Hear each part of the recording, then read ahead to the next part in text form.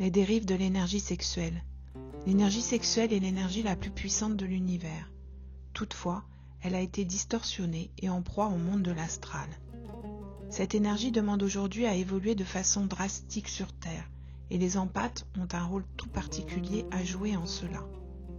L'empathe par nature connaît bien la souffrance et il veut éviter à l'autre de l'expérimenter. Comme l'empathe n'est pas vraiment vu par l'autre, il se met au service, à son service, pour être utile et être aimé.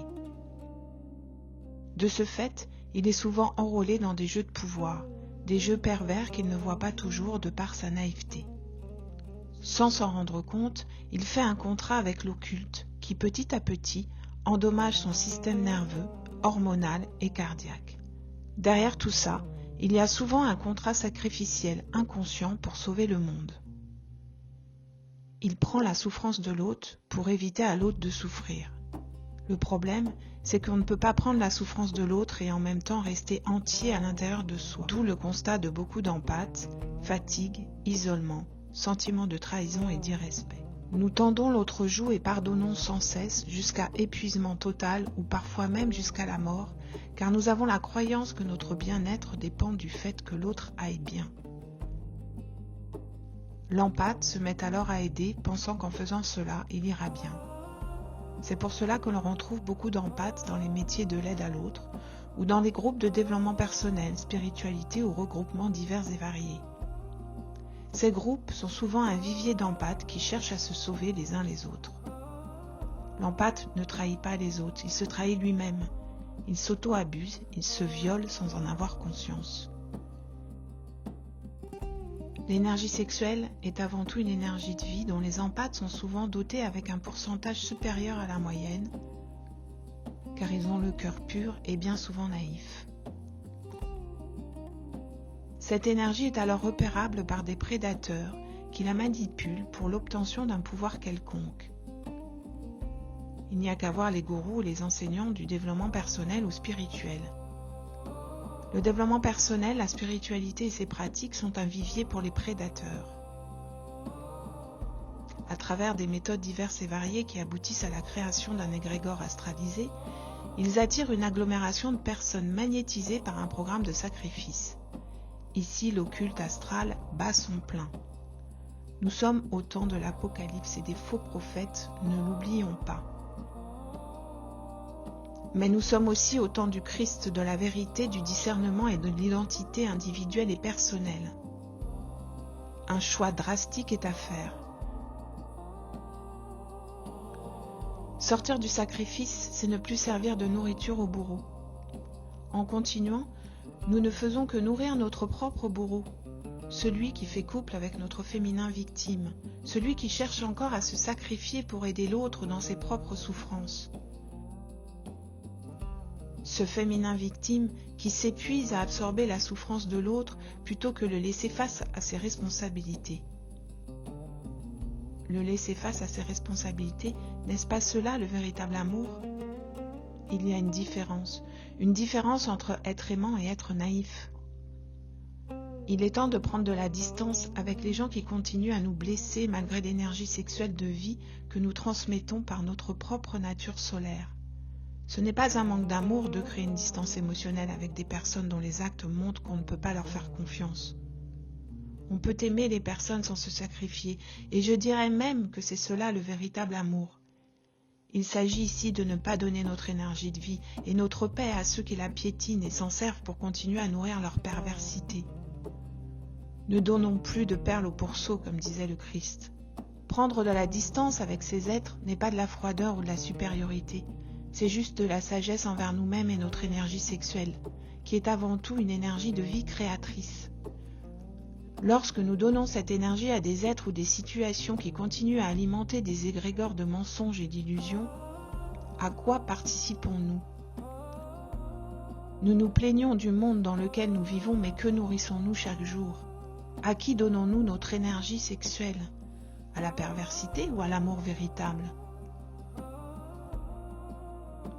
Prenons conscience qu'à chaque fois que l'on rentre en relation avec l'autre, c'est un partage de notre énergie de vie. C'est une pénétration vibratoire qui va créer quelque chose. alors à quoi participons-nous lorsque nous entrons en relation? Christ confrontait ceux qui abusaient du pouvoir. Il ne se retenait pas. Le Christ n'était pas docile ou silencieux comme l'Église a voulu nous le faire croire. Il était capable d'entrer dans la toxicité religieuse en la mettant en pleine lumière. Une de ses phrases dans les évangiles est la suivante. « Malheur à vous, maîtres de la loi et pharisiens hypocrites, vous nettoyez l'extérieur de la coupe et du plat, mais à l'intérieur vous êtes pleins de vol et d'excès. À l'extérieur vous donnez l'apparence d'être juste, mais à l'intérieur vous êtes remplis d'hypocrisie et de méchanceté. » Matthieu 23, de 25 à 28. Ce n'est pas ici de l'agressivité passive, mais bien une vérité courageuse. Les pharisiens étaient des narcissiques religieux. Ils aimaient le pouvoir et l'attention. Ils utilisaient leur pouvoir pour paraître saints. Ils manipulaient les gens et déformaient les Écritures. Aujourd'hui, beaucoup d'empathes sont encore en prise de ce monde car le pervers narcissique est encore en eux.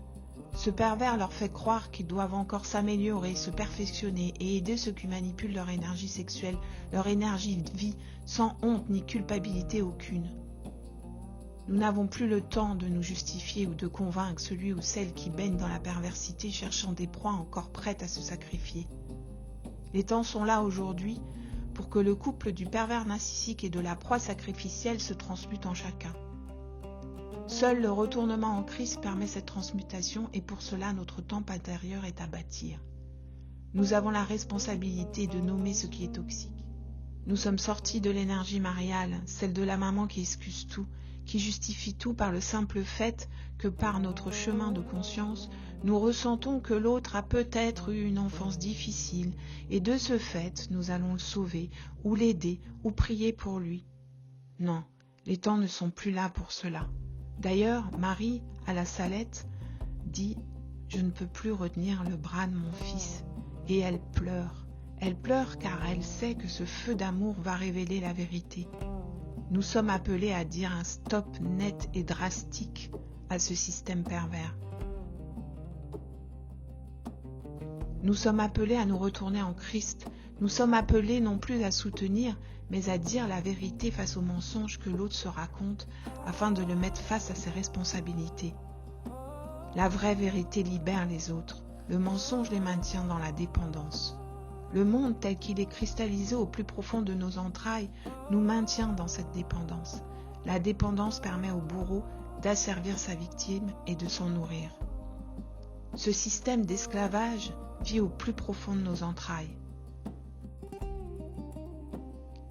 Seul un éveil du féminin sacré au plus profond de nos entrailles nous permet d'opérer notre deuxième naissance, cette naissance véritable à l'être que nous sommes en vérité. En vérité, je vous le dis, tout le reste n'est qu'illusion. Sortons du sacrifice. Nous sommes au temps de la sortie d'esclavage.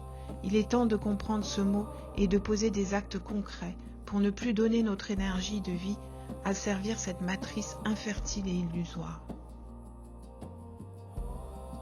La nouvelle humanité, celle que nous attendons tant, la terre promise, demande à s'éveiller avant tout au plus profond de nos entrailles.